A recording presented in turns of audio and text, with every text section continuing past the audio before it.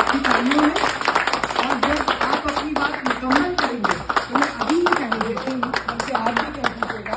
ہمارے ساتھ موجود ہیں شمیم صدیقی صاحب، کون نہیں جانتا ہے، former member of national assembly and former federal minister. ہمارے سامنے ہی موجود ہیں. جب آپ کی بات مکمل ہو جائے گی تو ہم چاہیں گے کہ وہ بھی تشریف لائیں اور اپنے خیالات کو بتائیں. نحمدہ رسول اللہ رسول کریم اما بعد اعوذ باللہ من الشیطان الرجیم بسم اللہ الرحمن الرحیم. جیسے ہمارے سینئر ساتھی نے بتایا کہ آج فوج کا دن ہے، بالکل یقیناً فوج کا دن ہے، تو میں بھی اس نام سے ذرا فائدہ اٹھاتے ہوئے 1 منٹ زیادہ لوں. میرے والد بھی فوج میں تھے ماشاءاللہ. خیر، آج مارکہ حق کا ایک پروگرام ہے جو ہماری قوم کے متحد ہونے کی ایک مرتبہ پھر نشانی ہمیں پیش کر رہا ہے پوری دنیا میں. اور اس جنگ کے بعد سے ہم ماشاءاللہ سرخرو ہوتے چلے آ رہے ہیں، اور 1 سال کے اندر اپنی پوزیشن پہ ہم دنیا کو ملا کر رکھنے کا درس دینے کی کوشش کر رہے ہیں. اور 2 بڑے ملکوں میں، امریکہ اور ایران یا اور مختلف ممالک میں، جہاں پر ہم ثالثی کا کردار ادا کر رہے ہیں.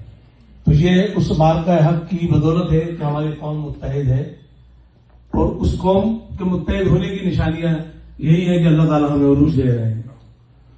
اور مجھے یہ فخر کی بات ہے میرے لیے کہ میرے قائد محترم جناب الطاف حسین صاحب نے مجھے منتخب کیا آج آپ لوگوں سے بات کرنے کے لیے.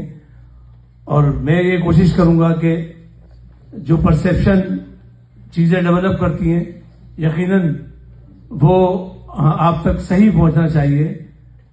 میرے قائد وہ پہلے قائد پاکستان کی ہسٹری میں جنہوں نے 10 لاکھ لوگوں کا ریلی نکالی کراچی میں، فوج کے ساتھ مل کر، فوج کی چاہت میں، فوج کی یکسانیت میں، فوج کی یگانیت میں. اور ابھی جب جنگ شروع ہوئی اس وقت بھی محترم قائد تحریک جناب الطاف حسین نے یہ کہا کہ ہم 1 لاکھ کارکنان فوج کے شانہ بشانہ کھڑا کریں گے، اور فوج کے ساتھ جو بھی کردار ہو سکے گا ہم ادا کریں گے. جب یہ جنگ شروع ہوئی تھی پچھلے سال،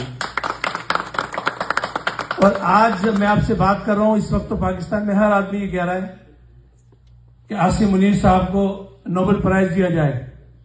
لیکن پچھلے 3-4 ہفتوں میں آپ نوٹ کر لیجئے، سب سے پہلے اگر کسی نے یہ بات کہی تو جناب الطاف حسین نے یہ بات کہی کہ عاصم منیر صاحب کو نوبل پرائز دیا جانا چاہیے، کیونکہ ان کا کام ہی ایسا ہے. انہوں نے پاکستان کو نہ صرف بچایا بلکہ ہمارا سر فخر سے بلند کر دیا. تو بس چونکہ بہن نے کہا ہے کہ صرف 2 منٹ کا ٹائم ہے، تو بس میں چند لائنیں احمد فراز کی سنا کے آپ سے اجازت چاہوں گا. کب یاروں کو تسلیم نہیں، کب کوئی عدو انکاری ہے. کب یاروں کو تسلیم نہیں، کب کوئی عدو انکاری ہے. اس کوئے طلب میں ہم نے بھی دل نظر کیا جاں باری ہے.